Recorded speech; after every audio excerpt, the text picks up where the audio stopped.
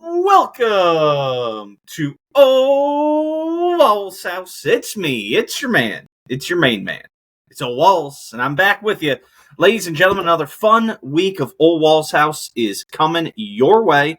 I've got a fun show coming this week. We're going to talk a little Guardians baseball. We've got the Scottish Open to discuss. Some other fun stuff and passing thoughts, and there was a kind of a big event over the weekend as well. So before we get into any of that, I just want to first of all say thank you to everybody. I appreciate your support.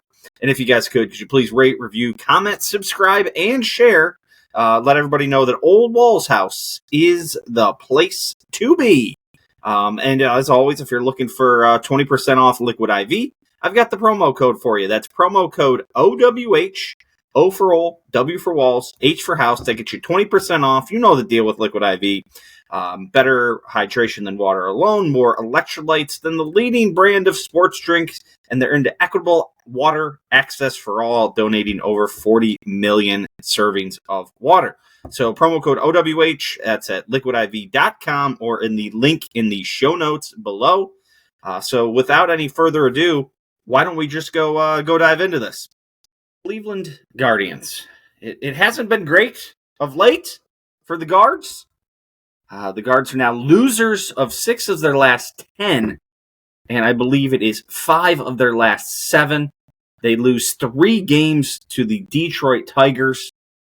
They in two of the losses they go scoreless and only put up 1 run, and then they lose 2 games out of 3 to the Tampa Bay Rays. And in 2 of those games, they are shut out. So in 3 of the last 7 games, no runs, and then 1 more game with only 1 run, all while giving up a fair number of runs to the Tigers in all those games, other than the game they lost 1-0. They gave up 8, 10, and 5. But the Rays only scored 6 runs across the whole series, 2 in each game.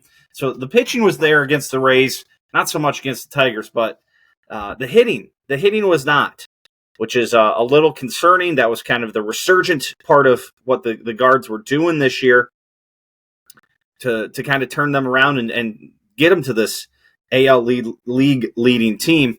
The positives as we enter the All-Star break, there are 5 Guardians who are going to be at the All-Star game, and the Guardians still have the best record in the American League. The only team in baseball with a better record than them is the Philadelphia Phillies, who are 62-34 at the All-Star break, nearly 30 games above 500. Or no, 30 more wins than losses. They wouldn't be 30 games above 500. They would be what? God, I'm not going to figure that out. But the Phillies, only team in baseball to 60 wins. 58 for the Orioles and the Guardians. The Orioles have played 1 more game than the Guardians. So, there's a cause for worry that, the bats are going quiet. They've been kind of cycling some guys in and out of the lineup who have been doing some stuff. Daniel Sheeman has been staying in the lineup, an older rookie they brought up. We've recently brought up Angel Martinez, who's shown some versatility in where he could play. I don't want to get all doom and gloom because, again, the Cleveland Guardians are still leading their division. They're the best record in the American League. I believe they lead the division by 4.5 games over the Twins. I'll double check that here. So I don't want, 4.5 games over the Twins, 7 over the Royals in third place, 12 over the Tigers, and 32.5 better than the Chicago White Sox, who are the just bane of existence. They 27-71. 27-71. They have a run differential of -177. -177. That's another good thing. If you look at Cleveland, they have a run differential of 85. That's second only in the AL to the Yankees, whose differential is 106, which is mildly impressive. Seeing how the Phillies, who have a significantly better record, have a 110 run differential. And then over in the NL, only the Dodgers with 88 and the Phillies with 110 are better than Cleveland. So it does seem like most of the good teams have been kind of on a slide. I mean, the Brewers 3-7 in their last 10, the Dodgers 3-7 in their last 10, Phillies 5-5 in their last 10, Baltimore 3-7 in their last 10. Cleveland, obviously 4-6 that we talked about. Seattle 5-5. Those are all the other division leaders. So it's not like any of the division leaders are super hot coming into the All-Star break. If you do look at some of the other divisions, while the Yankees and the Orioles have kind of been coming back just a little bit, the Red Sox are just 4.5 back of the Orioles right now. They have won 7 of their last 10, so they're kind of one of the better teams on a little bit different trajectory. The Tigers we talked about have won 8 of their last 10. So I mentioned all the league leaders there, division leaders rather. If you look at the AL wild card, it's a pretty good little race there. You got the Yankees out in front. You have the Twins, who are a half game up above the Red Sox, who are holding that final spot, and then the Royals just 2 back. The Houston Astros, who've kind of been resurgent in the second half of the the second quarter of the first half of the season, let's say it that way, or the second half of the first half of the season. I don't know how you want to say it. They're kind of sneaking back in there, just 3.5 back of that final spot. And then if you go over the NL, wild card, you got a lot going on. The Braves hold a nice little 4-game cushion over the final spot. But then the Cardinals are just a half a game up over the Mets, who hold the final spot. And then you have 2 teams 1 game back, and the Diamondbacks and the Padres. The Pirates with Paul Skeens, who is going to be starting the All-Star game. Paul Skeens starting the All-Star game. They're just 1.5 back. Then you have 3 teams at 3 and 3.5 back. The Reds and the Giants are 3 back, and the Cubs are 3.5 back. So a lot tighter on the NL side than it is on the AL side. Just the 6th place team in the AL, the Tampa Bay Rays, is 5.5 back. The 6th place team again is the Pirates in the NL. You have to get down to 10th place before you get to 6 back in the NL. Or if you get to 6 back, the Tigers are the 7th place team. They're already 7 back. So a lot of fun in those wild card races. There's still some tight division races. Should be a fun second half of baseball. Hopefully Cleveland can kind of right the ship. I don't know if they're going to make a move. I know this will never happen. I'd love to see him go get Trevor Bauer, get another arm in that rotation. The rotation has been good, and the bullpen's been good. The bullpen's been better than a rotation. It'd be nice to see someone that could get a little deeper in the games for us. But, hey, that's kind of today's day and age in baseball. So that's about all I have for baseball. So we got the Jose Ramirez is in the home run derby, and then, like I said, 5 guards playing the All-Star game. Jose, Josh Naylor, Stephen Kwan, David Fry, and Emmanuel Clase. So hopefully some good things happen here on All-Star week in the MLB, and then the guards will get back on the field on Friday evening as they host the Padres, and then early next week they get the Tigers for a 4-game home set, and then they finish off next week, the following week, not the week that this pod will come out, in Philadelphia for hopefully what will be a battle of the best 2 teams in baseball. All right. Bob McIntyre gets it done at the Scottish Open. He shoots a final round 67 to go with a 67 in the first round, a 65 in the second, and a 63 to launch himself up the leaderboard. And Bob gets it done by one of the most insane drops you may ever see. He hit one into the deep stuff on 16. Par 5 at the Renaissance Club. And he was in the thick shit, and he's taken these just big-ass practice swings and just rips up a ton of grass, which is questionable in its own right in what he was doing over there. And then after he does it, he goes in to stand over his ball. I mean, he's pitching out. Like, he's got a lofted club in his hand, 8-9 iron at most, wedge, maybe a 7 iron, but this thing is thick. I mean, if you look it up and you see the clump of grass that was on his ball, or on his club after he took these practice swings, you're like, holy shit, that is deep out there. Well, this practice swing somehow rips up enough grass that when he goes to stand to address his ball, he steps on a sprinkler head that's out in the high shit. I don't know what a sprinkler head's doing out in the high shit, especially over in Scotland. I do know that there's kind of a complaint that this place isn't really that much of a links course. But so now he's on a sprinkler head. He gets free relief from that, and he feels it in part because he has metal spikes on, not saw spikes, but metal spikes, and can kind of hear the clinking of his spikes hitting the sprinkler head. So he gets his relief, he gets his club length, he's full stance, then club length, and he gets himself back out into the rough, just the regular rough. It's kind of shorter, and he hits a shot into the green to pretty close. Let's see if I can. Oh, my screen just went black here. That's not good. Let's see if we can get the play-by-play up. He hits a second shot from 247 to 6 feet on the par 5, 568-yard par 5, 16th, and then makes that putt, which puts him in the lead, I believe. Oh, gosh. Did it put him in the lead? It might have put him in the lead. I think it put him in the lead. Or was Adam Scott at that point? Because then Adam Scott birdied 17? No, Adam Scott did not birdie 17. I thought he stuffed it on 17. Oh, well. Whatever. So, either way, he gets this huge break, makes par on the 17th, and comes to the 18th tied. I think I just tied him. I just tied him because Scott had made birdie on 16. It tied him. So now he's coming down 18, and it just needs a birdie to win. Par sends it to a playoff. And you remember Rory McIlroy kind of stole this, birdieing 17 and 18 last year to kind of steal this away. And he hits one to 22 feet on the 18th hole, and he hits one of the most perfect putts I've ever seen. Just the last couple revolutions going the perfect pace. If it had missed the hole, it might have gone by at most a foot. Just a perfect pace, falls into the hole, and Big Bob McIntyre wins his hometown event, the Scottish Open.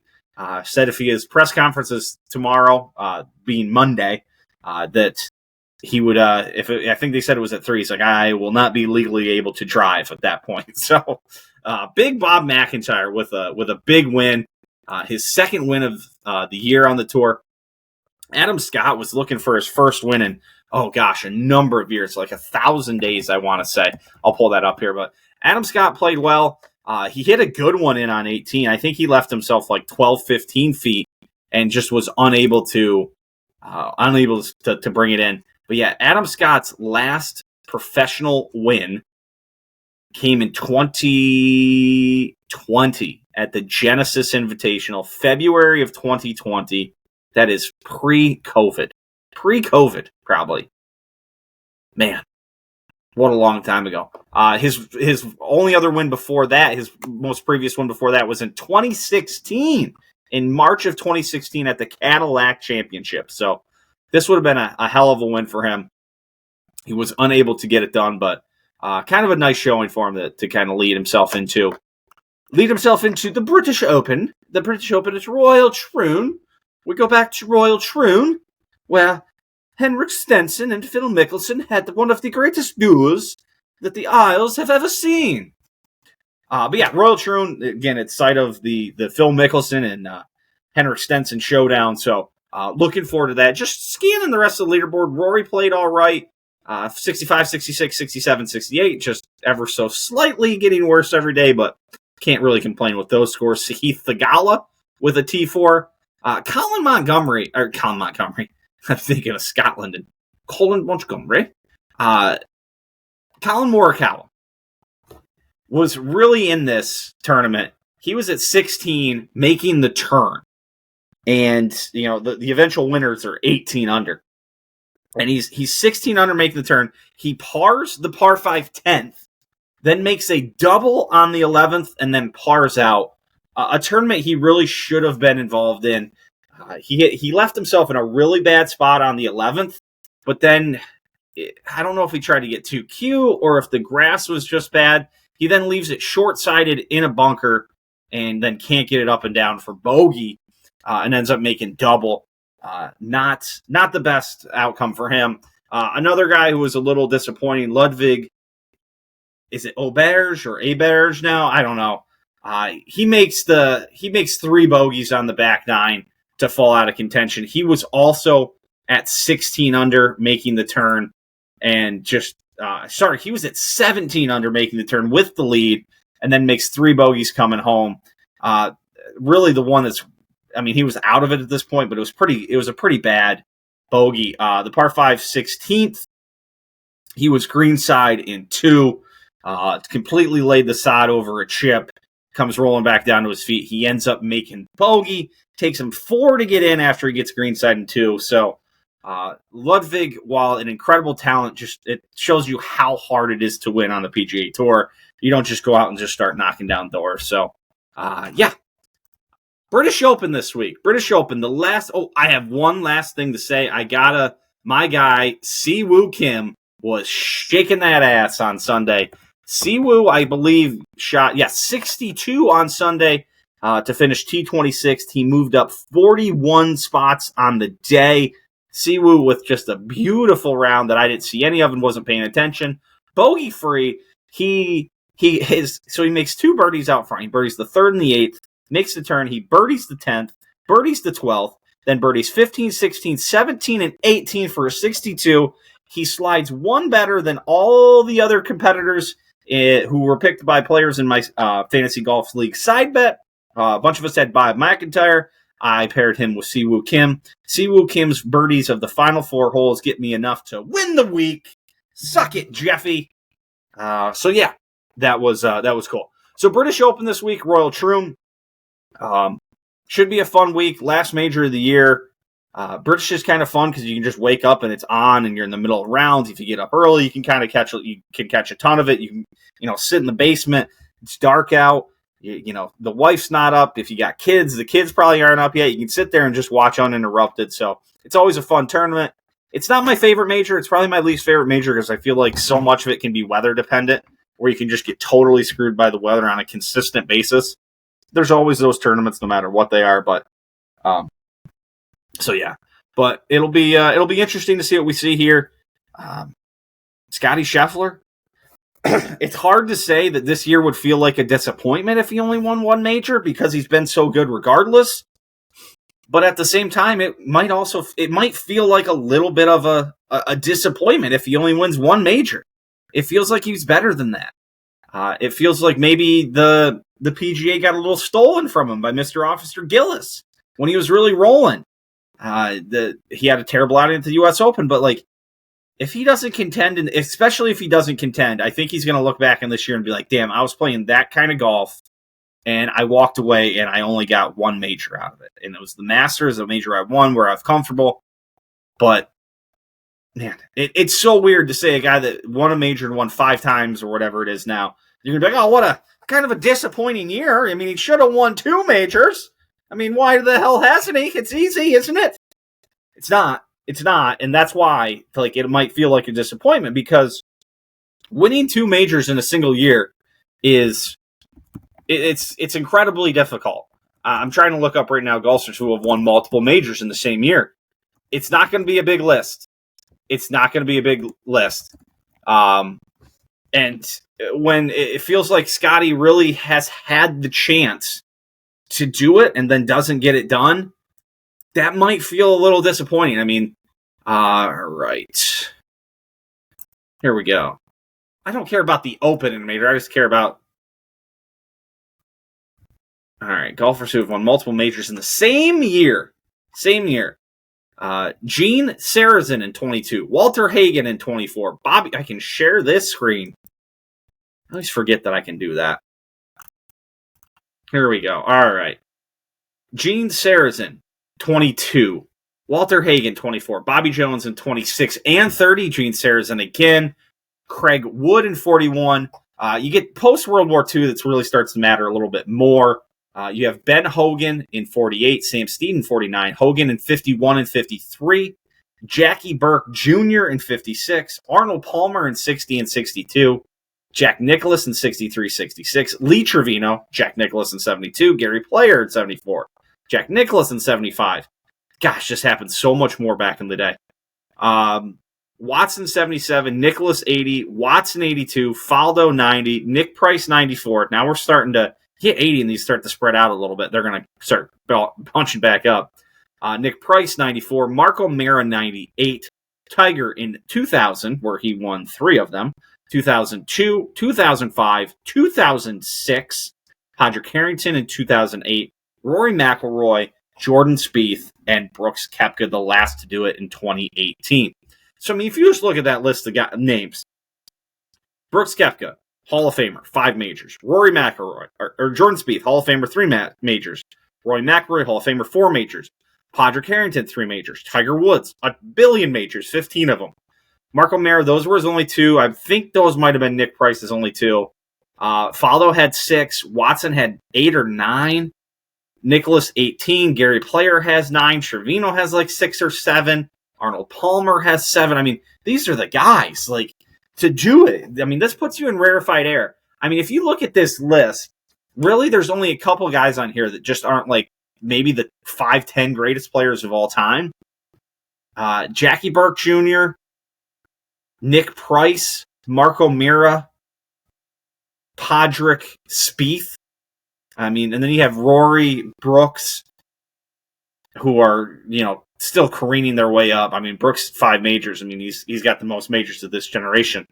I mean, you got guys like Phil Mickelson who didn't do it, Ernie Els, who else has won a bunch of majors recently? I mean, that's really it that doesn't do it. But, like, it's not easy to do. It's not a thing that just happens. So it'll be weird to say that. But it's kind of what it is. Brooks Koepka looking to add a major that's not the U.S. Open or the PGA Championship. Jordan Spieth has still done, of the majors he plays in, the British has been one that he's played very well in the past number of years, while the rest of his game hasn't. So it'll be interesting there. Can Rory get himself off the schneid? He had a good week this week. Lot of different things to pay attention to, so I'll be looking forward to it. And I'll definitely have more to report on Sunday after everything wraps up. So, all right, let's keep this train rolling. Time for some passing thoughts. There was quite the event over the weekend. There was a presidential nominee, former presidential assassination attempt. A gentleman attempted to shoot Donald Trump at a rally he was holding in Pennsylvania, Butler, Pennsylvania. I meant to look up where Butler, Pennsylvania was. I'll do that right now. And thankfully, the guy missed. I don't say that as someone who's, I am planning to vote for Donald Trump. I don't say that Butler is just north of Pittsburgh. I say thankfully not as a guy who's voting for Donald Trump again. I say that as someone who doesn't want to see people get hurt. I don't want to see bad things happen. Obviously to Donald Trump himself, but to other people in the country. Had that happened, had he got hit, and I mean, if it grazed his ear, it was a couple inches away, and he kind of turned the last second oddly. I mean, had he got hit, I can't imagine that would have been a good result for the country as a whole. There would have been some weird shit happening. It may not have happened that day or the next day. There's some nutso people in the world that would have probably retaliated against something in some way or form. So thankfully it missed and he's alive. Pretty crazy. I was at a friend's house and got a text from my brother. I wasn't paying attention to the news. I wasn't looking at Twitter. And he's like, did Donald Trump get shot? And I was like, what the hell? So I go on Twitter and there it is. Pretty wild. Trump stands back up afterwards, tells the Secret Service to wait while they're trying to drag him off the stage, throws up the fist, lets everyone know he's all right. I think I saw a report that he was playing golf again on Sunday, the day after it happened. Just crazy. First time we've seen something like this happen since Ronald Reagan in 1981. He was shot. He was actually hit. There was another man killed. I should also say there was a man killed at the rally. I don't remember his name, but he was a father. And it was just a really sad story. So it's just really unfortunate that this whole thing happened. There's lots of questions. Why did this happen? What's the motive? We may find that out in the coming days. We may not. But it was interesting. And, it's hopefully the level of, I don't know if vitriol is the right word, but the temperature on politics throughout the country, hopefully everyone takes a deep breath. Like, first of all, these two political parties that we have, the Democrats and the Republicans, they don't seem to disagree on a whole lot if you really look at it in the long run. It's kind of a uniparty kind of thing, if you may say. So, I mean, hopefully everyone just takes a deep breath and can realize that they can vote for, people can vote for someone else, and it's not going to be at the end of the world. Things may change and it may not, turn out the way you want, but like, just dial it back, man. Like, dial it back. Like, we don't need like people getting upset and starting a political, kind of assassination, tit for tat attempts, and I see the way the corporate media like spins things in the way, if this bill passes, like, everybody's gonna die. It's like, Jesus Christ, man. No, they're not. Like, I remember when, maybe it was the midterms in 2018 or I think it was 2018 midterms. So I remember I sent out a tweet like, hey, if the people you voted for don't win, people aren't just going to start dying in the street. Like, just shut the fuck up, get back to work, support yourself and support your family, and make your life better. Because if everyone does that, like, everybody's lives get better. So, like, I wish people would dial it down, man. And, like, I know I've made just as much fun as Joe Biden. I don't think it's a good idea that Joe Biden's our president at this time in his life. I probably wouldn't think it was a great idea that Joe Biden be president at any time, but, like, we don't need to be, like, calling people Hitler. Like, I think it's interesting, like, how much, the corporate media has, kind of ginned up the Trump is Hitler thing over the last, so many years, while kind of lying to us about the way, Biden's mental state has been. I'm gonna, this is obviously my bias, that I think the corporate media lies to us, a substantial amount of the time. I think they have a left-leaning bias. I have a right-leaning bias. I have a right-leaning libertarian style type bias. So I'm going to see things one way and they're going to see things others. But I just think, if you just keep calling a guy Hitler and say he'll be the end of democracy, it's just like, Jesus Christ, man, just dial it down. Like, the guy was president for 4 years. Democracy didn't die. Like, he didn't start lining up his political rivals in the streets and shooting them. He didn't prosecute his political rivals. Like, Jesus, just chill. And, like, same thing from, some other, like, sources, like, some people being like, we're at war, man. Like, this is it's not a live war. There's no bullets, but we're at war. Like, chill. Fucking chill. We ain't at war yet, man. Like, just chill. We don't need to be, like, saying shit like that. So, Jesus Christ. Jesus Christ. I did see a lot of, like, people like, oh, Trump's a fucking landslide winner right now. I'm not so sure. Like I said, I'm going to vote for him, but I'm not so sure that's just all of a sudden makes him a landslide winner. I think things are trending in his direction, and Joe Biden has, deterioration has helped him substantially, but I'm not just sold that he's, a just complete landslide runaway winner.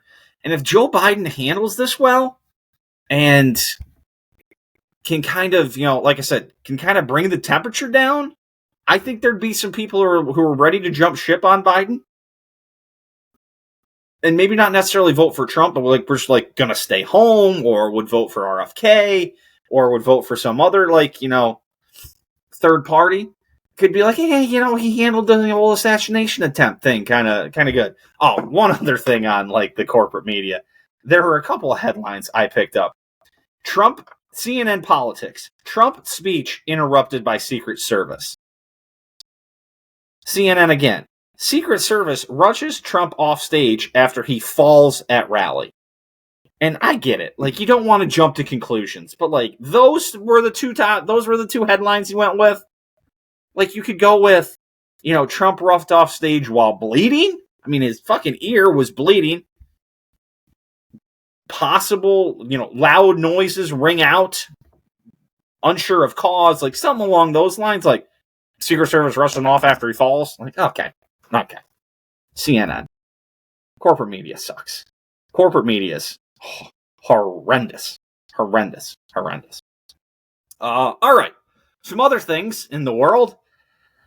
We are, when I finish this pod up here tonight, I am going to find myself on my Xbox.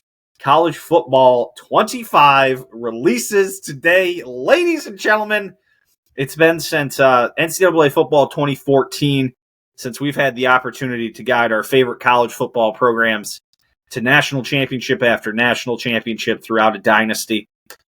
that all changes. Today, we're back. We're back, ladies and gentlemen. College Football 25, for those of us who pre-ordered, will be released, is already released today. So, like I said, when I finish this up, I will be firing that up for the first time in, I don't know, 8-10 years. I can't remember the last time I played an NCAA football game. I never had like a. I went through a stretch where I didn't have a game system. I had them friends had them in college, but I didn't have anything from between. I had a GameCube and a PS2, and then I got an Xbox One. Oh shoot, what was that? Like eight years ago, maybe. So I missed, the end of, Xbox. I never had Xbox 360, PlayStation 3, anything like that. So we're back, man. I'm so pumped. I'm like a kid on Christmas, just getting ready to play NCAA. Well, it's not. God, I keep saying it's College Football 25. But I'm pumped. I know I've got a couple of dynasty leagues with some friends to get going. So I can't wait. And I just can't wait. It's been a long time. Those games rule. I am so freaking excited. Gosh. Other thing that I didn't think I'd ever be excited about, but I am. I'd always heard rumors that they thought about doing a Gladiator 2. I was like, what's the story? Like, I don't know if I can get myself into that. Gladiator 2, I saw the trailer. Denzel Washington's in it. They have the kind of the main character seems to be the little kid from the first movie, and his mother, who was like the sister of Commodus, I believe. So Commodus's nephew, who was apparently, gone away and then is back, and he's fighting as a gladiator now. And then I think Pedro Pascal is playing some sort of commander that is going to be a gladiator of some sorts, and it looks good. And Denzel's in it. Denzel doesn't make bad movies. So looking forward to that. I don't remember if I talked about Ghostbusters Afterlife last week. If I did, I'm not going to talk a ton about it. I really like Ghostbusters Afterlife. I thought it was good. I think I did talk about it. They had all the original guys other than the guy who died in it. So I watched this next in line, the next sequel to that. So this would be like the fourth Ghostbusters in that continuity. Why can't I say that word? Continuity, right? Either Ghostbusters Frozen Empire. Didn't like it at all. I think it gets really good reviews too. I didn't think it was very good.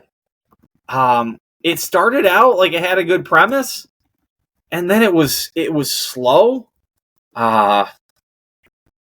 Okay, no, it didn't get that good reviews. It got 42% Rotten Tomatoes, 40. Well, which Rotten? Is that the?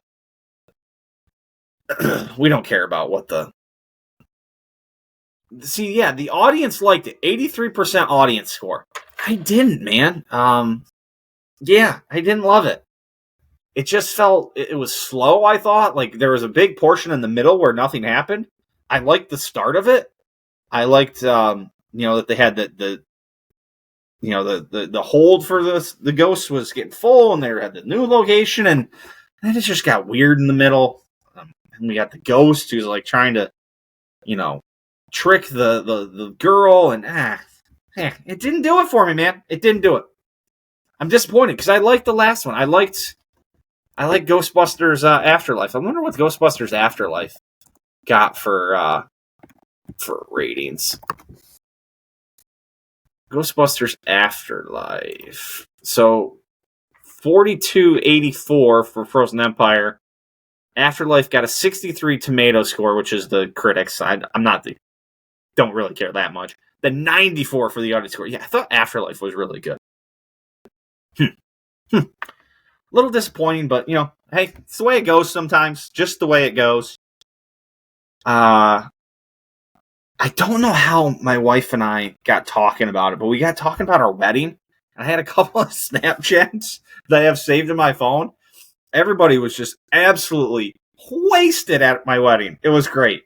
And she was like, God, do you remember, like, how sober we were? Because, like, I was, like, trying to make it a point to, like, not, like, get too drunk at my own wedding. And then I was like, I'll just kind of turn it on later in the night. And then, like, all of a sudden, you realize what time it is. Like you've done, because you got family around, and you're trying to see everybody, and you don't want to be a sloppy mess. So, you've got, you got the pictures before, and you've got the dinner, and you've got the dance, and you've got the speeches, and then like, your grandparents and aunts and uncles are kind of hanging around, and people you haven't seen, family and friends, and you're like, oh, you're trying, to say hello to everybody, and then all of a sudden, like, it's kind of late, and it's dark out. Our wedding was a summer wedding, so it's not dark till like 9:00, and I think we were done at 11. I think was what it was, and so all of a sudden you're like, it's 9:30, and it's like, I'm really sober, and you're like, everyone else is just fucking smashed, just banana lands, and you're like, shit, I can't even catch up, and then you're kind of tired. But yeah, it was. I have a video of us all dancing and singing to "We Built This City" and then "Closer." And let me tell you something, folks. "Closer" still slaps. That song slaps. Great song. So yeah, "Closer" still slaps. Everybody was wasted at my wedding. Oh, I know why we got thinking of it. We were watching Modern Family, which we've started to rewatch again. That show's funny. I've also been watching How I Met Your Mother. That's kind of like my own sideshow for like when the wife's gone. That show still holds up pretty good. But they were talking about like their first song or whatever, and I was like, do you remember like what we danced to?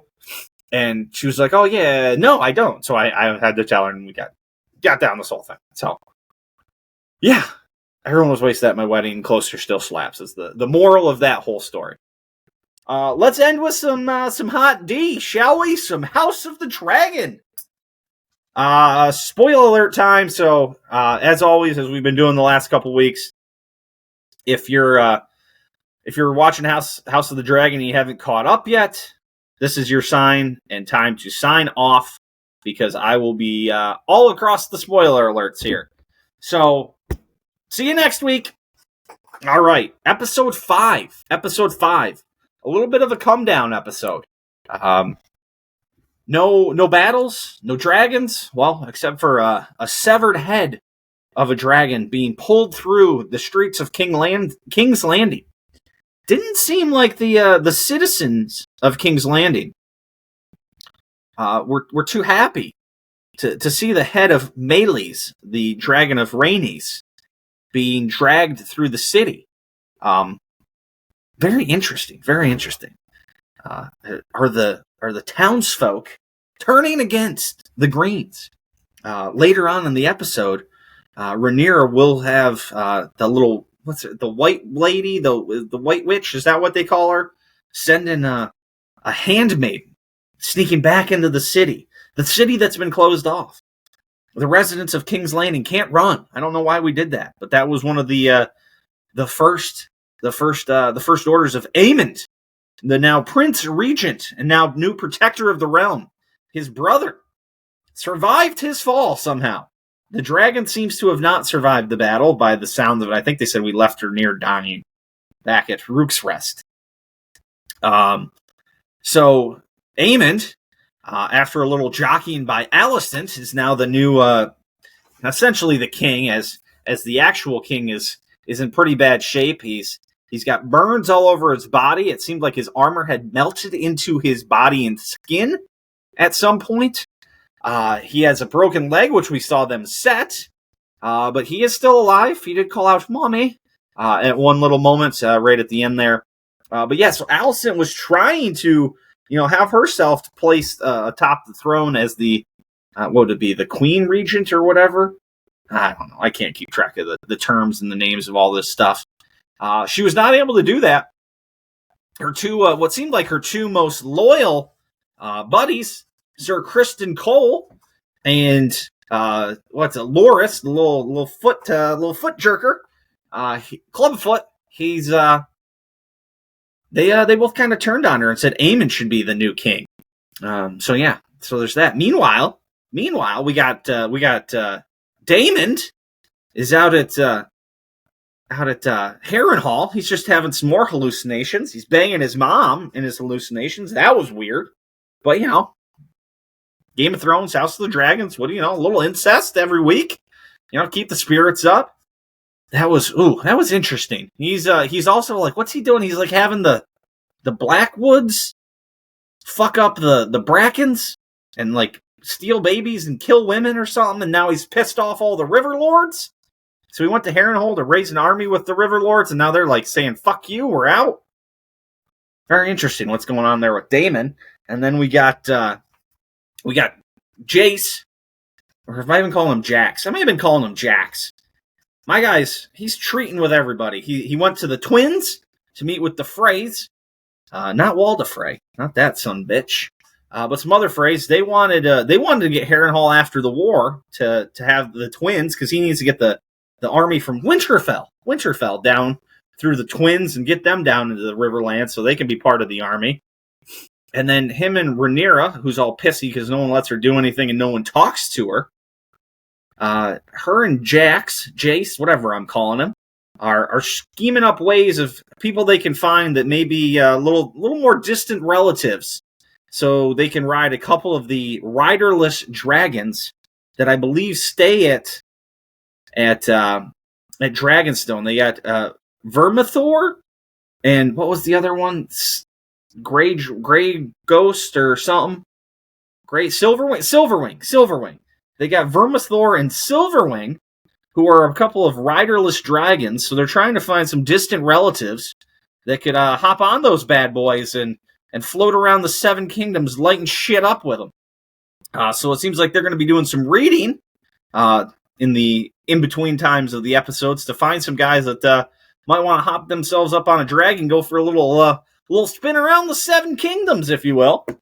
And then it seems that Corlys Valerion will be the new Hand of the Queen. So, yeah. Oh, the other thing that was pretty good is Sir Criston Cole. Seems like he's got a little PTSD going on, talking about seeing people burnt to death, torched up in their armor, running around screaming on fire. So, yeah. So a slower episode, but still some interesting stuff. Set some stuff up. We got a new king, essentially, and we got the Blacks looking for some people to hop on some riderless dragons. So fun stuff. I believe there's only 3 episodes left in the season. So next week will be 6, then 7, 8. So 6 probably sets up some pretty interesting stuff. Game of Thrones loves to do stuff in the second to last episode of the season as kind of the big stuff. So 7 could get wild, and then we have the 8th episode to wrap the whole season up. So, wow. Who knows? While we're talking about wrapping it up, why don't we go wrap this up? All right. Closing time, everybody. Just want to start off by saying thank you to everybody as always. Thank you for watching. Thank you for listening. I really appreciate it. Thank you to producer Kevy, as always. So another fun show this week. Hopefully you guys enjoyed it. We will be back next week. Like always, got a lot of good stuff. Another episode of House of the Dragon. We have the British Open that we will be recapping. The All-Star Game and Home Run Derby this week, as well as the baseball will be getting back underway on Friday, so we'll have a weekend series to cover as well. So a lot of good stuff next week. If you're looking for Liquid IV at 20% off, promo code OWH, get it while it lasts, liquidiv.com, or the link in the show notes below. Until next week, peace.